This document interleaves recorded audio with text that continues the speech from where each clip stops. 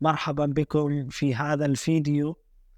اليوم سنتحدث أمامكم عن رحلة تعلم اللغة العربية. وإذا كنت تفكر في تعلم هذه اللغة الجميلة فأنت في المكان المناسب. سنتحدث عن أفضل الطرق والنصائح، وسنشارك معكم بعض الخبرات والتجارب التي قد تساعدكم في هذه الرحلة. فلنبدأ. أولا سنتحدث عن تعلم لغة العربية وأهميتها. يعني لماذا نتعلم لغة العربية؟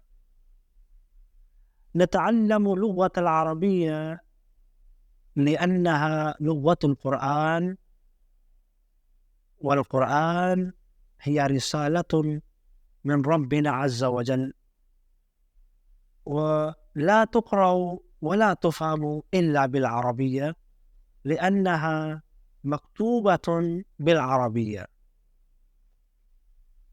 والشخص الذي لا يعرف اللغة العربية لا يمكن له أن يعرفها. لو لا يمكن له أن يعرفها فكيف يفهمها؟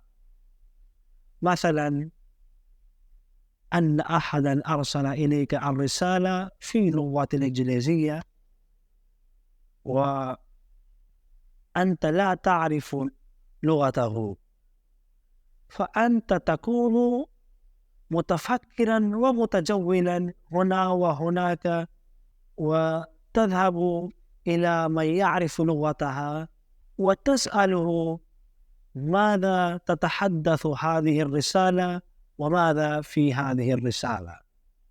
وثانيا إن اللغة العربية لغة نبينا صلى الله عليه وسلم، وما من مسلم إلا يحب النبي صلى الله عليه وسلم، وحب النبي يقتضي منا نعرف لغتها، ولذلك نتعلم لغة العربية.